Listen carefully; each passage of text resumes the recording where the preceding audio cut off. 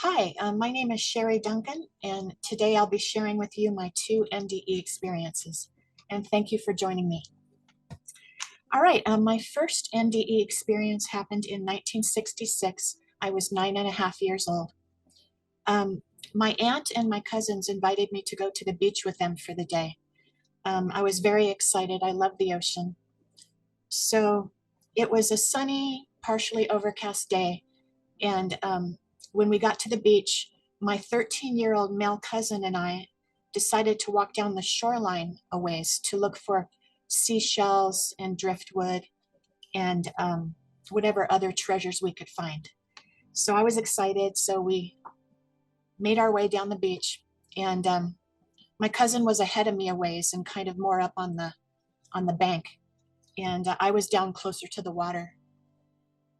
So I was looking down at my feet and looking at the sand and the way it was sparkling in the sun, and I was looking to see if I could see any seashells. And then all of a sudden, the water rushed up over my ankles, which was fine. It felt good, and I was looking down at my feet in the water.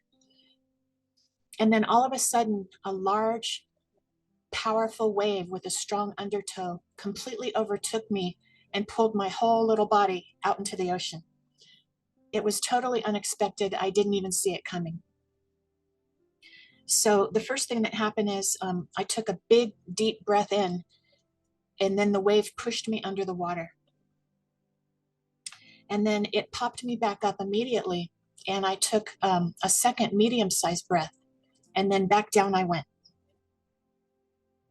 And then it pushed me up a third time, and that time I barely got a breath in. And at that moment, everything started to go into slow motion. And I was only 9.5, so I thought about this cartoon that I used to watch. I believe it was Bugs Bunny, where the cartoon character is drowning, and it goes down once, and then it puts one finger up, and then it goes down twice, comes back up again and puts two fingers up, and then it goes back a third time and pops up and puts three fingers up, and then it waves goodbye. Well, that's what was going on in my mind. That third time up, I barely got a breath in, and I knew I was going to be in trouble when I went down for the third time. Okay, so I was plunged under the water, and at that moment, things really slowed down into slow motion, and I seemed to split off into two versions of myself. There was the 9.5-year-old, and then there seemed to be an adult version of myself floating behind me to the left. And I could see out of both versions of myself. I could see out through my 9.5-year-old's eyes. I was looking down the side through the waves, and I could see out of her eyes. And I could see the back of my shoulder and the back of my head through her eyes. And I immediately started telling God off, believe it or not. I said, "Are you kidding me? You're taking me now? I'm only 9.5. I haven't had time to do anything yet." And I could feel through the adult version of me that she was mildly amused that I was telling God off and that I was having a tantrum. And I, as a little girl, I was telling God off, but I also felt like an adult, and I could feel the adult version of me and her amusement. So at that moment, I believed in God. So both versions of myself were waiting to hear what God was going to say. We knew He heard us, but He didn't answer us directly in that moment, but He answered us indirectly a moment later. And off to the left, and a little bit in front of us, was this female. And I couldn't see her, but I felt her energy, and it felt peaceful, and it made me feel calm. And she immediately started talking to me, and she told me three things, kind of in a downloaded form of information. It was all telepathic. And the first thing she said was, "If God is taking you now, there must be a good reason for it. So don't be afraid, and be calm." So that made sense to me, because I felt like if God's taking me now, there must be a good reason, and He's in control. So I trusted God. So I completely surrendered at that moment. As soon as I surrendered, I felt peaceful, calm, warm. I couldn't feel the water. I felt warm, like the perfect temperature. And I wasn't even aware that I wasn't breathing or that I was drowning. I felt great. And so I was basking in that feeling. And then the next thing that the woman said was, notice the beauty around you. So at that moment, I looked up in the water and I could see the sunshine and rays of sun coming through the pale green seawater. And the sunshine was sparkling like diamonds. And I was looking at the diamonds. They were like little stars. And I was enjoying that. And the next thing I noticed were little particles floating through the water. And I was looking at those closely, and I felt like each one of them were unique, like snowflakes. And so I was looking at the different shapes of the particles floating through the water. And it occurred to me that the ocean was teeming with sea life, large and small, because these particles seemed to be full of life themselves. So I was looking at that. And it felt like my body was kind of floating in harmony with the particles. And it felt wonderful. I was swaying back and forth just like they were, and it was kind of lulling me into a meditative state. The next thing that the woman said, or the download said, was, the ocean is feminine in nature, and mankind often underestimates her sheer power and capacity for construction and deconstruction. Now, as a nine and a half year old, I didn't know exactly what that meant, but as she said that, I was feeling the ocean behind me because I was facing the shore, and the ocean felt like a country behind me. And I was feeling her as feminine. And I was picturing whales and dolphins and all the sea life streaming through the ocean behind me. And then now I was part of it. And I was enjoying that. When all of a sudden, and just as unexpectedly as she took me, she spit me out. A large wave pushed me very, very hard onto the wet sand and slapped me down. And air was pushed into my lungs at that moment. And so at that moment, I was in shock. I was extremely fatigued, and I was, of course, sopping wet. And there were two things that were going through my mind at that moment. The first thing was, I could tell that she didn't want to give me up. It almost seemed as if she was mad to give me back, because the way I got slapped onto the wet sand felt violent, and I kind of felt her energy at that point. And the second thing that went through my mind is, my male cousin, the 13-year-old, he was standing there in front of me, staring at me like I was a ghost. And he had a look of terror on his face. So the second thing I was thinking was, why are you just standing there? Why aren't you helping me? Because he wasn't coming toward me to help pull me out of the ocean or anything. He was just staring at me. So those were the two things I was thinking when that happened. And I was also, instead of being happy to be alive, believe it or not, I was embarrassed of my male cousin seeing my hair drenched like a drowned rat. I know that's silly, but I went on to be a hairdresser in my adult life, so that might be why I was worried about that, but that was what was going through my mind. All right, then I walked up toward my cousin, and him and I walked back down the shoreline back to my aunt, his mother. Him and I talked a little bit back and forth on our way back to his mom, but him and I never talked about that again. We didn't tell my aunt, and I didn't tell my parents when I got home. For some reason, that experience felt private and just something that I wanted to kind of keep to myself.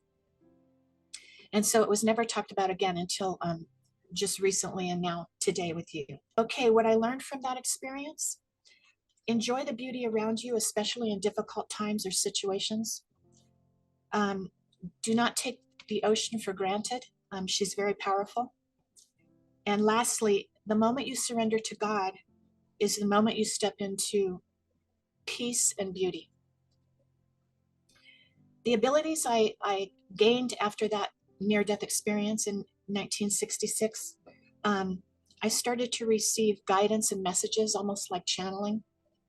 I'll give you an example. I was in fourth grade at the time, and I was in class one day, and the teacher was up at the chalkboard doing mathematical equations, and she was asking the class one question after another.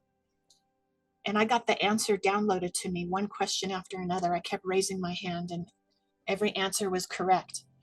But I learned at that young age not to take your gifts for granted, or take advantage of your gifts.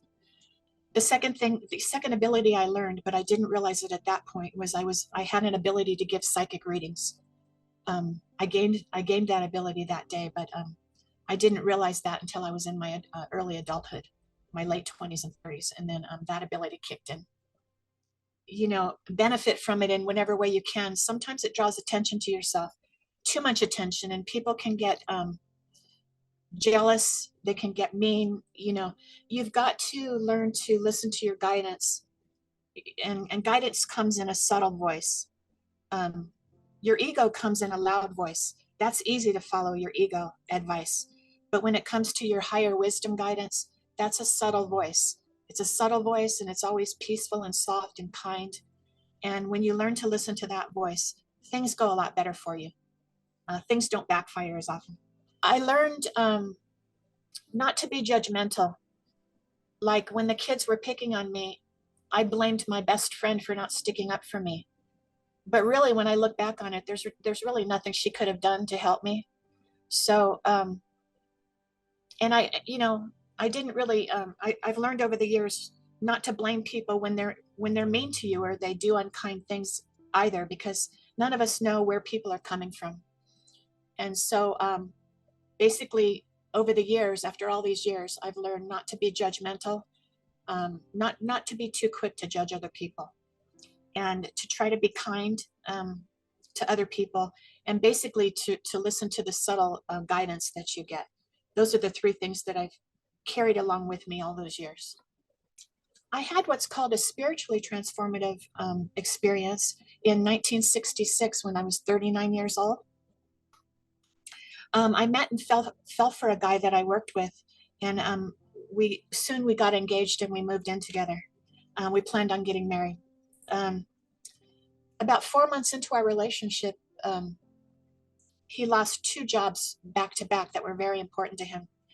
And because of that, he became very depressed, and he started to drink more and more alcohol. The more alcohol he drank, the more abusive he became, until eventually it was impossible to live with him. So we moved apart. But he told me after we broke up, that was unknown to me at the time, that he was practicing some torture techniques on me that he had learned from a special forces military friend of his. And I guess they worked, because by the time we broke up, I was physically ill. I was very depressed, and I was having around-the-clock panic attacks. So when we split up, I was having a hard time making ends meet. I was working 2 jobs. The first job started at 6 in the morning, and I got off that job at 2:30 in the afternoon. And the second job started at 3:30 in the afternoon, and I got off at midnight. And I didn't have a car, so I had miles to walk home after I got off the second job. So one night when I got off the second job at midnight, I started walking home, and it started to rain, which really upset me because I still had miles to walk. And then to top it off, some teenagers or 20-somethings, some kids drove by and drove through a puddle of water on purpose, and a sheet of dirty water hit me and drenched me from head to toe. And I could hear them laughing as they drove off. So at that moment, I just didn't have any life force left. And it's illogical right now what I'm about to say, but at the time it made sense. There was some grass by the sidewalk, so I just decided to lay down on the grass and die. I was thinking about the logistics of that. Okay, it's midnight, I'm sopping wet, it's gonna get cold by 1 o'clock or maybe 2 o'clock. How's that gonna kill me? And I was trying to decide how I was actually gonna die, when all of a sudden I was caught up in a vision. I was no longer there. I was in a dark room, and there were 9 faces and shoulders of people going off in a curve to the left. And each person had a light in the back of them. And the first one was my mother. The second one was my son. And then the next one was my future husband. And the next 4 people were people to do with my future husband. And then there were 3 or 4 people at the tail end of that curve that I didn't know how they were related to me. And I was told that all of these people needed me in my future, especially my mother and my son. Then I was swept up in a second vision.